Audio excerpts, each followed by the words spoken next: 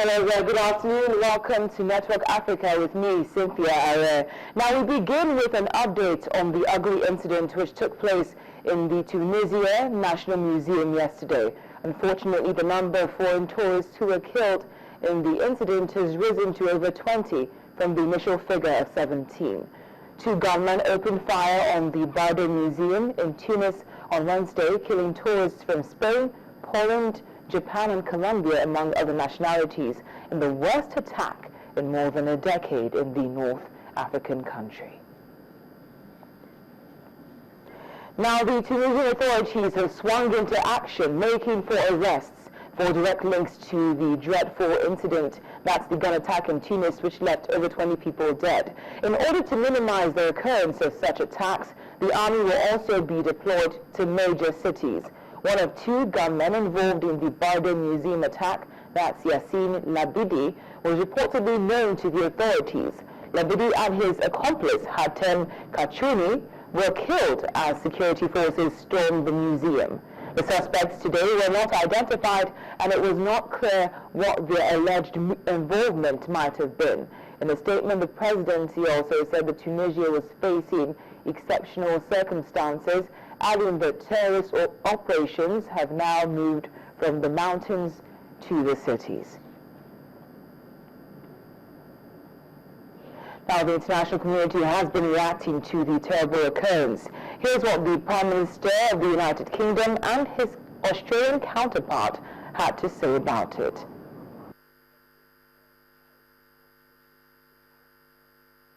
This very difficult. These terrorist attacks yesterday in Tunisia were an appalling and brutal outrage. I can confirm that one of those killed was a British citizen, and our heart goes out to her family, and we'll do everything we can to help with the consular assistance and to help the family at this very difficult time. We need to be absolutely clear about what we face. This is the latest example of extremist terror. And we have to fight it with everything we have, whether that is taking the poison out of young minds here in Britain, whether it's working with intelligence and policing and security services in other countries around the world, whether it is dealing decisively with those areas of the world from which these problems come. In the end, our values, freedom of speech, democracy, the rule of law, they will win through, and we will show the persistence and the consistency to make sure they do, but I'm confident they will. Well, of course, the extremists, the terrorists, they hate democracy. They hate the idea that people should be able to choose their own government. But we mustn't let democracy, freedom, the rule of law, the things that we hold dear, and people in Tunisia hold dear, we must not let them be defeated or undermined by these extremists and terrorists. That is the battle we are engaged in. But I'm confident if we stick to our values, we will win through. Plainly, this is a terrorist outrage. Plainly, it is an attack by Islamist extremists on a fledgling democracy, a democracy which had thus far proven quite effective in resisting the kind of extremism characterised by Al-Qaeda and its variants and the ISIL or Daesh death cult in the Middle East. Madam Speaker, obviously the Australian government condemns in the strongest possible terms this atrocity. Our thoughts and prayers are with the families of the dead and with the wounded. I regret to say, Madam Speaker, that there was one Australian dual national reported to be amongst the dead. The Australian Prime Minister Tony Abbott, and before that was his British counterpart David Cameron. Now, a U.S. drone strike in southern Somalia has killed Adnan Garar. That's an al-Shabaab leader believed to be the mastermind of the 2013 attack on a Nairobi shopping mall, which left 67 people dead. Now, in a statement, it said that the strike, which took place this time last week, hit a vehicle carrying Garar, that's a top official of the al-Shabaab militant group, which often targets U.S. and other Western interests to further al-Qaeda's goals. The Pentagon added that the operation took place at about 150 miles west of Mogadishu, near the town of Dinsor. Witnesses also say at the time of the strike that the drone had hit a car carrying 3 al-Shabaab members and that the vehicle was completely burnt in the process. Now, 4 people have been killed in an attack in northeast Kenya, and security sources have confirmed that a group of hooded men threw a grenade at a small shop in the town of Wajir, which is 100 kilometers from the Somali border. According to police, the shop caught fire, burning the victims beyond recognition in the process. The attack is the 4th in 5 days in Kenya's remote and restive northeast region. Somali's Al-Qaeda-linked Al-Shabaab militants have claimed responsibility for that attack. Joining us now from Nairobi, Kenya is the Voice of America's Nairobi Bureau Chief, Gabe Joslow. Gabe, thank you so much for joining us on Network Africa. Thank you for having me. Now, I'd like to start by asking you how people in Kenya are reacting to the murder of the Al-Shabaab leader by the drone strike.